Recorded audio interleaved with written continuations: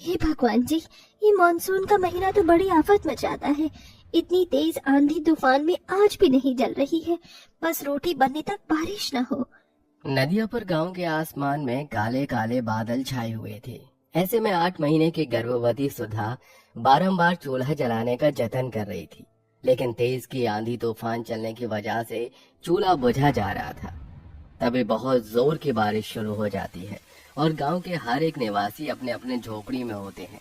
तभी झोपड़ी के चौखट पर से कमजोर से दुबले शरीर की सीता ने कहा, हे इंद्र भगवान को भी अभी ही बारिश की आफत लगानी थी। बेचारे किसान लोगों ने खेतों में नारियल के पौधों की रोपाई करी है। बेचारे सब के सब बारिश में भीग रहे होंगे।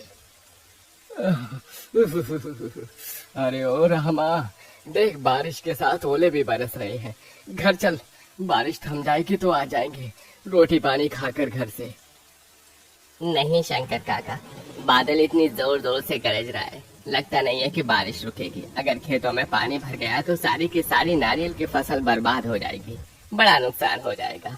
इस बार किसी भी हालत में मुझे अपने घर को पक्का करवाना है और मेरी सारी उम्मीद इस नारियल की खेती पर ही निर्भर है। आप जाओ, मैं खेतों में नाला बना कर आऊंगा।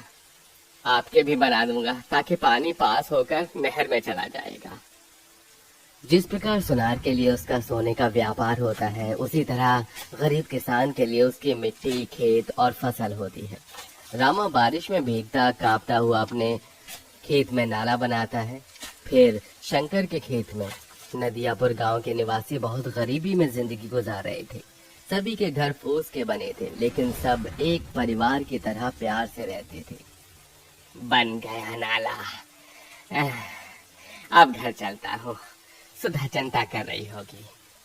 तभी बहुत से पक्षी बारिश में भीगे हुए नारियल के पेड़ों पर आकर बैठ जाते हैं, जिसे एक नारियल टपक कर गिरता है, जिसे लेकर वो घर आ जाता है, जहाँ बारिश का पानी रोकने के लिए सुधा और 5 साल की गुंजन बर्तन लिए खड़ी थी।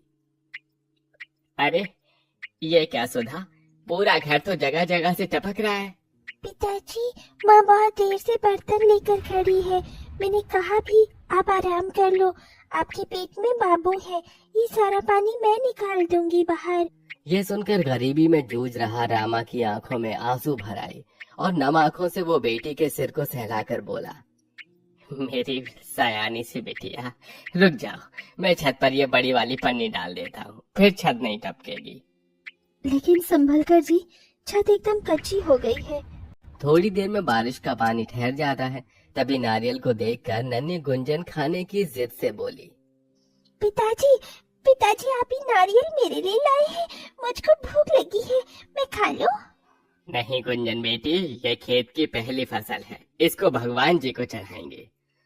बारिश में भीगते हुए रामा मंदिर में ले जाकर नारियल चढ़ा देता है, मगर वो रात नदियापुर गांव के हर एक निवासी को भूखे रहकर काटनी पड़ती है। सुबह होते ही सूरज की किरण फूटने के साथ सभी किसान अपनी गाय बैलों को लेके खेत पर चल देते हैं, मगर अभी आसमान बरसाती काली घटाओं से घिरा पड़ा था। हे भगवान, इस सेर भर आटे में तो केवल 3 रोटी बनी है। गुंजन बिटिया, ये 1 रोटी तू खा ले और एक पिताजी के लिए बचा देना। 1 रोटी मैं सीता काकी को दे आती हूँ। सुधा सीता की झोपड़ी में आती है, जहाँ एक खाट पे सीता पड़ी हुई थी। अरे सुधा बेटी, तू कल तो बड़ी देर तक मैंने तेरी बाट जोही थी, फिर लगा कि जरूर बारिश के चलते तूने भी बनाया नहीं होगा। सारी उम्र बीत गई इस फूस के घर में रहकर और आधा पेट खाकर। ना जाने हमारे नदियापुर गांव के भाग्य कब बदलेंगे। ईश्वर ने चाहा तो बहुत जल्द बदल जाएगा काकी। इस बार तो गांव के सारे किसान तबकों ने अपने खेत में नारियल उगाए हैं, मगर क्या फायदा, उसका खून पसीना बहाकर बेचारे गरीब किसान फसल उगाते हैं और मुखिया जबरन खरीद लेता है। मेहनत का वाजिब दाम भी नहीं देता। ला तू रोटी खिला दे। ऐसे ही दिन बीत रहे थे। सभी किसानों की नारियल की खेती तैयार हो जाती है। सबके पेड़ में बड़े बड़े नारियल उगते हैं। तभी मुखिया मूछें मड़ोड़ता हुआ आता है। अरे क्या बात है, इस बार तो खूब अच्छे नारियल हुए हैं तुम्हारे खेत में। इन्हें लेके मेरी हवेली पर आ जाना और दाम ले जाना। तभी बूढ़े रामदीन ने कहा, नहीं मुखिया जी, इस बार हम अपने नारियल शहर के बाजारों में बेचेंगे, आपको नहीं बेचेंगे। हाँ मुखिया जी, आपको अपनी फसल बेचकर हमें कोई मुनाफा नहीं होता और अपने परिवार के लिए हमको पक्के घर बनाने हैं। ये सुनकर मुखिया खेत में से खिसियाकर चला जाता है। अरे ओ श्यामा। जी मालिक। आज बांध कर सारा पानी इनके खेतों में छोड़ देना। मैंने इनके नारियल के खेतों का नाश नहीं मारा तो मुंह से मड़वा लूंगा। सभी किसान अपने अपने फसल की पहली उपज का नारियल भगवान को चढ़ाते हैं। उसी रात मुखिया का आदमी पूरे बांध का पानी बहा देता है और ऐसे में बारिश का कहर भी पूरे गांव पर टूट पड़ता है। उस दिन शंकर और पार्वती की बेटी रज्जो का लगन भी था और आंधी तूफान कई घरों को तबाह कर देता है। हे राम, ये इंद्रदेव कैसा उत्पात मचा रहे हैं हमारे गांव पर। रज्जो निकल, बेटी पूरा गांव बाढ़ की चपेटे में आ गया है। बाबा जल्दी करो। अरे तेरा जोड़ा तो ले लेने दे बेटी। सब कुछ बाढ़ में डूबने लगता है। अजी बहुत पीड़ा हो रही है। अरे हिम्मत कर सुधा, बस किसी तरह हमें मंदिर तक पहुंचना है। गुंजन बेटी, तू कंधे पर आ जा। पूरा गांव मंदिर में इकट्ठा हो जाता है। सब कुछ तबाह हो चुका था। माल जाल भी बारिश में बह रहे थे। कई दिन बगैर खाए पिए बीत जाता है लेकिन बारिश बंद नहीं होती।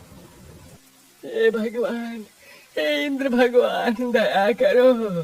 अरे कुछ नहीं बचा, घर बार से लेकर खेत खलियान सब नष्ट हो गया। धीरज रखिए काका, सब ठीक कर देंगे भगवान। ये सुनकर गरीबी से हारा हुआ बूढ़ा रामदीन बिलखते हुए बोला, अरे भगवान होता तो ये तबाही आती क्या रामा। हम गरीबों के लिए कोई चमत्कार नहीं होने वाला। हमें तो अपनी हड्डियां कराकर ही कमाना खाना है। अरे कभी ये मुखिया हमारा हक नोच नोच कर खाते हैं तो कभी भगवान हम किसानों को बारिश की मार मारता है।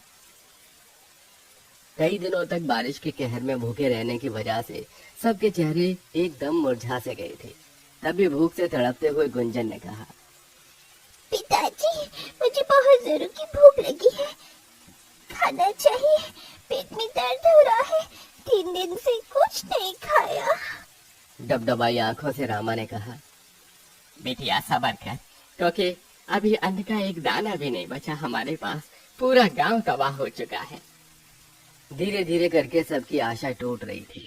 कई दिन इसी तरह बीत जाते हैं, मानो भगवान नदियापुर गांव के निवासी की परीक्षा ले रहे थे। सब हाथ जोड़े आंसू बहा बहा कर बारिश के थमने की विनती कर रहे थे। तभी एक सप्ताह के बाद बारिश थमने लगती है और पानी का तापमान घटने लगता है। लेकिन पूरा का पूरा गांव तहस नहस हो चुका था। सब हिम्मत हार जाते हैं। अरे सब मिट्टी हो गया रामा, देख हमारे घर ढह गए। एक एक सामान जोड़ा था वो भी नहीं बचा। हे भगवान, क्यों हम गरीबों पर बारिश करके बिजली गिराता है?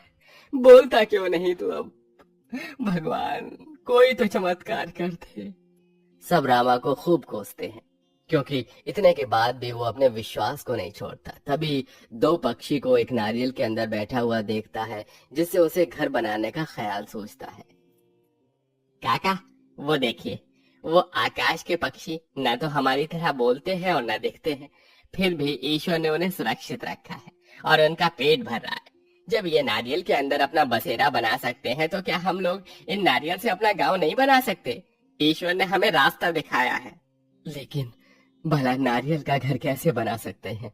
वो तो टिकेगा ही नहीं। काश की कोई जादुई नारियल की नगरी बन जाती जहां हम गरीब गांव वाले चैन सुकून से रह पाते।